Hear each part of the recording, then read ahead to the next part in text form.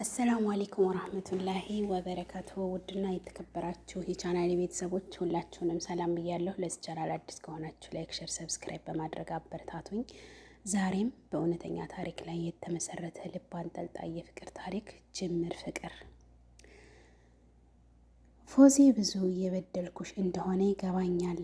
ንግግሩን ቀጠለ። ፎዚም ደስታ እየተሰማት ነው። በእርግጥ አንቺ ከኔ የተሻልሽ ነሽ ማለቱ ይከብዳል። ምክንያቱም የሰርጋችን ንግግሩን ሳይጨርስ ወዲያው ስልኩ አቃጨለ። ጤር ጤር ስልኩን ከኪሱ አውጥቶ ደዋዩን ሲያይ ሀምዛ ይላል። አሁን ተለያይተን አሁን ምን አስደወለው እያለ ስልኩን አነሳው። ሄሎ አለችው። በሀምዛ ስልክ የደወለችው ሴት ነበረች። ሀቢብ ግራ ተጋባ። መንፈስ ሄሎ አላት። ሀቢብ ነህ ብላ ጠየቀችው። ድምጿ መርዶ ልትናገር እንደሆነ ያስታውቅባታል። ሀቢብም ከምታመጣው ድምፅ የሆነ ችግር እንዳለ ስለተረዳ አዎ ሀቢብ ነኝ፣ ሀምዛ ምን ሆነ ብሎ ጠየቃት። የደወለችውም ሴት ሀምዛ የመኪና አደጋ ደርሶበት ሆስፒታል እንዳለ ከተደወሉ ስልኮች መጀመሪያ ላይ የሱን ስልክ አጌታ እንደደወለች ነገረችው።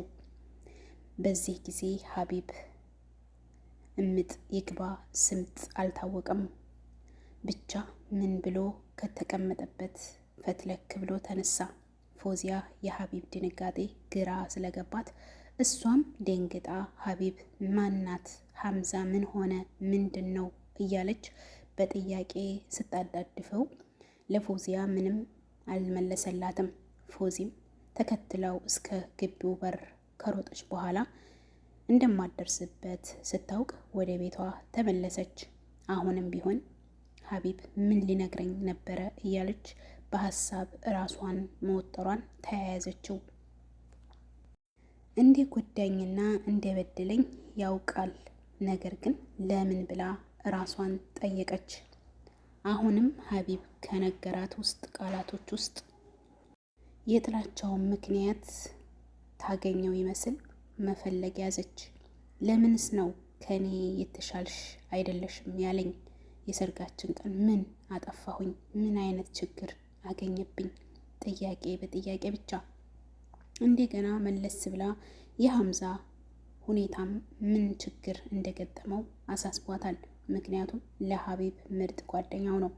ከዚህም በላይ ደግሞ ለትዳሯ የሚያስብላትና በሀቢብና በእርሷ መካከል ስምምነት እንዲፈጠር ፍቅራቸው እንዲጠነክር የሚተጋ ብቸኛ የልብ ጓደኛና ወዳጅ ነው። ስልኳ ካለበት አነሳችና ወደ ሀቢብ ደወለች። ስልኩ እየጠራ ነው፣ ነገር ግን ስልኩ አይነሳም። የደወሉላቸው ደንበኛ ጥሪ አያስተላልፍም ነው። እባክዎ ቆየት ብለው ይደውሉ የሚለው። ፎዚ ሆስፒታል ስትደርስ ይገጥመኛል ብላ ያሰበችው ነገር መጥፎ ነበረ። ነገር ግን ያሰበችው ነገር ደርሶና ሆኖ ባለማግኘቷ ጌታዋን አመሰገነች። ሆኖም የደረሰበት ነገር አስከፊ በመሆኑ በጣም እያዘነች ባሏና የባሏን ጓደኛ አሰላሙ አለይኩም ብላ ተቀላቀለች። አልሐምዱሊላህ ሀምዛ መኪና አደጋ ሲሉኝ ክፉኛ የተጎዳህ ነበር የመሰለኝ፣ እንዴት ነህ ግን ብላ ጠየቀችው። ሀምዛ ስለደረሰበት አደጋ ስላጋጠመ ሁኔታ ቀለል አድርጎ ለፎዚ ካስረዳት በኋላ አንቺ እንዴት ነሽ ብሎ ጠየቃት። ስለ ደህንነቷ ሲጠይቃት ቤቷ ሰላም እንደሌላት ያውቃል። የሀቢብን ባህሪ ጠንቅቆ ስለሚያውቀው ይህንን ለመረዳት አያዳግተውም። ሀምዛ ቀስ በቀስ ወደ ነገሩ እየገባ ሁለቱንም ጥንዶች መከራቸው። ትዳር መተሳሰብ ካልተጨመረበት ህይወታቸው ሰቆቃ፣ ትዳራቸው እንደ ህፃን ዕቃቃ ያደርግባቸዋል። ሁለቱም ተመስጠው ያዳምጡታል። በተለይ ሀቢብ የጓደኛው ምክር ኑዛዜ እስከሚመስለው ድረስ ልብ ሰጥቶት እየሰማው ነበረ። ነጋ ጠባ የምትጣሉት ነገር ፍቅራችሁ እየደፈረሰ መቃቃር ያመጣል፣ መናናቅን፣ በስተመጨረሻም የከፋ ደረጃ ያደርሳችኋል። በተለይ ሀቢብ ውድ ጓደኛዬ ለትዳርህ ቦታ ስጠው፣ ለሚስትህም እንክብካቤ አድርግ።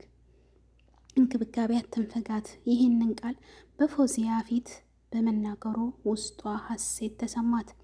ሀምዛ ሀቢብን ተቆጥቶና ገስጾ ለፎዚያ ደግሞ ትዕግስት ማድረግ አለብሽ ብሎ ንግግሩን ቋጨ። በመካከላቸው ለተወሰነ ደቂቃ ዝምታ ከሰፈነ በኋላ ሀምዛ ወደ ፎዚ ዞርና የመክያ ስልክ ስለማይሰራ ቤት ሂጅና አረጋግተሽ ንገሪያት፣ በዚያም ወደ ቤትሽ ሄደሽ እረፍ በይ አላትና ፎዚ ተነስታ ተሰነባብታ ለመውጣት ስትሰናዳ ባይሆን ውዱን ባልሽን ተውበሽ ጠብቂው ብሎ ሀቢብንም ፎዚያንም ፈገግ አደረጋቸው። ሀቢብ በሀምዛ ላይ የነበረው ጥርጣሬ አስወግዶ ሁሉንም ሚስጥር ለመናገር ከውስጡ ጋር ሙግት ያዘ። በስተመጨረሻም የሀምዛ የዋህነትና ቅን አሳቢነት አሸንፎት ፎዚን ለምን ሊጠላት እንደቻለ፣ ለምን የቤታቸው ሰላም እንደደፈረሰ፣ ለምን የበፊት ፍቅሩ እንደተወገደና ለፎዚያ ያለው ክብር እንደቀነሰ ሊነግረው ፈለገ። ሀምዛ አለው አንገቱን ሰበር፣ አይኑን ቀለስለስ፣ አንደበቱን ለስለስ አድርጎ። ሀምዛም ሲጎነጭ የነበረውን ጁስ ትቶ ወይ ሀቢብ ብሎ መለሰለት። ሀምዛ በጣም ይቅርታ አለው። ለምኑ? ጓደኛዬ ባልሆነ ነገር ጠርጥሬህ ነበረ። የምትመክረኝን ነገር አልሰማ ብዬ በሌለህበት በአንተ ጉዳይ መጥፎ ሳስብ ነበረ። አሁን ግን በጣም ይቅርታ ተጸጽቻለሁ ሀምዛ አለውና የሀምዛን ይቅርታ ሽቶ ጠየቀው። እረ ጓደኛዬ፣ እኔ እናንተ ስንት ነገር ያሳለፍን ሰዎች በዚህ ትንሽ ነገር ይቀየመኛል ብለህ ፈራህ? አብሽር ሀቢቢ፣ ይቅርታም አያስፈልገውም። አንተን ደስ የሚልህ ነገር ከሆነ ልባዊ ይቅርታ አድርጌልሃለሁ ብሎ ሀቢብን ልብ አስፈነደቃት። ውስጡንም ረሃ ሰጣት። ይበልጥ በሀቢብ ልብ ውስጥ ተወዳጅና ምርጥ ጓደኛ እንዲሆን አደረገ። በጣም አመሰግናለሁ ጓደኛዬ። ምንም አይደለ ሀቢብ። ጁሱን እንደ መጎንጨት ሊያደርግ እያለ ለመሆኑ ፎዚያን እንዲህ የምታደርጋት ለምንድን ነው ሀቢብ ብሎ ጠየቀው። ሀቢብም ከዚህ በኋላ ሀምዛን የቤቱ ጠበቃ አድርጎ ስላሰበው ምንም ነገር ላይደብቀው ለራሱ ቃል ገባ። ሀምዛ ብዙ ነው ሚስጥሩ፣ አሁን ግን ከአንተ የምደብቀው ምንም ነገር የለም አለውና ፎዚን የጠላበትና የራቀበትን ምክንያት ሊነግረው ከተቀመጠበት ቦታ እንደ መደላደል አለ።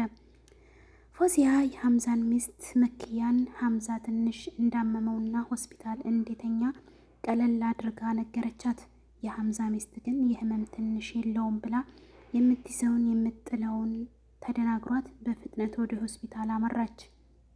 ሀቢብ ጉዳዩን ሁሉ ለሀምዛ ነግሮታል። ሀምዛ ግን ለነገሩ ክብደትና ቦታ ሳይሰጠው ቀለል አድርጎ የራሱን ሀሳብ ይነግረዋል። የብዙዎቻችን ችግር ምን እንደሆነ ታውቃለህ ብሎ የሀቢብን አይኖች በአትኩሮት እየተመለከተ ጠየቀው። ሀቢብም ጥያቄውን ከመመለሱ ይልቅ ሀምዛ በጽሞና ማዳመጡን መርጧል። ሀቢብ፣ እኔ የቅርብ ጓደኛህ ነኝ። አንተ ስለ እኔ እንደምታውቀው ሁሉ እኔም ስለ አንተ ብዙ አውቃለሁ። የሰርጋችሁ ቀን በማግስቱ ስለ አዳራችሁ ስጠይቅህ ሙሉ እንደሆነችና እስከ ክብረ ንጽህናዋ እንዳገኘሃት ነግረኸኝ ነበር። አዎ፣ ምን መሰለህ ብሎ የዚያን ቀን ለምን እንደዋሸው ሊያስረዳው ሲል ሀምዛ የሀቢብን ወሬ አቋረጠውና ይገባኛል ጓደኛዬ፣ የዚያን ቀን ለእኔም ሆነ ለቤተሰቦችህ የዋሸኸው የእሷን ክብር ለመጠበቅና እሷን ዝቅ አድርገን እንዳናስባት በማሰብህ ነው። ሀቢብ የዋሸህበትን ምክንያት ሀምዛ ስለተረዳለት አንገቱን ወደ ላይ ወደ ታች ከፍ ዝቅ አድርጎ ነቀነቀ። አየህ ሀቢብ፣ ተወዳታለህ፣ ምክንያቱም ለእሷ ክብርም የምትጨነቅ አሳቢዋ ነህ እያለ ጥሩነቱን ከነገረው በኋላ ግን ሀቢብ የተወሰኑ ወራቶችን ችለህና በፍቅር አብረህ ኑረህ ስታበቃ እንዲህ አሁን ያለ ነገር እንዴት ትዝ አለህ? ለምን በዚህ ምክንያት ነገር ትቀሰቅሳለህ? እያለ ያለፈ ጉዳይ አይደል እንዴ ብሎ ጠየቀው። ሀቢብ በረጅሙ ትንፍሽ ብሎ ካወጣ በኋላ ልክ ነህ ሀምዛ። በወቅቱ ለነገሩ ትኩረት አልሰጠሁትም ነበር፣ ምክንያቱም በጣም ስለማፈቅራት። እያደር ግን ውስጤን ይከነክነኝ ጀመር። ከመጀመሪያ በጣም እየተማመንባት ስለነበረ ክብር ንጽህናዋን ሳይሆን እሷነቷን ነበር የፈለግኳት። አሁን ግን እሷነቷን ብቻ ሳይሆን እሷነቷን ሙሉ ሁና እስከ ክብረ ንጽህናዋ ማግኘት ፈለግኩ። በዚህ ምክንያት ለእሷ ያለኝ ቦታ ወረደ። በፊት የማፈቅራትን ያክል ላፈቅራት አልቻልኩም። ምክንያቱም ሁሌ ሳስባት ርካሽ መስላ ትታየኛለች። ወሬውን ቀጥሏል። በስተመጨረሻም ሀምዛ የሀቢብን የጥላቻ መነሻ ከሰማ በኋላ ሀቢብ አንተ ሙሉ ነበርክ እንዴ? ማለቴ አንተ ፎዚያን ሳታገባ ክብር ንጽህና ነበረህ እንዴ? ብሎ ጠየቀው። ሀቢብ ጓደኛውን ለማስረዳት ሲንዳዳ ሀምዛ የጥያቄውን መልስ ራሱ መለሰለት። ሁለታችንም እንተዋወቃለን እኮ አንተ ለስንት ሴቶች መበላሸት ምክንያት ሆነሃል። ስንት እህቶችን እስከ ክብራቸው ትዳር እንዳይመሰርቱ አድርገሃል። እና አንተ ስለ ክብር ንጽህና መጠየቅ ነበረብህ። ይህ ለሀቢብ ክብር የሚባለው ክብር ላለው ሰው ነው እኮ ብሎ ወሬውን ቀጠለ። ውድ ቤተሰቦቼ በቀጣይ ክፍል እስከምንገናኝ ወሰላሙ አለይኩም ወረህመቱላሂ ወበረካቱሁ።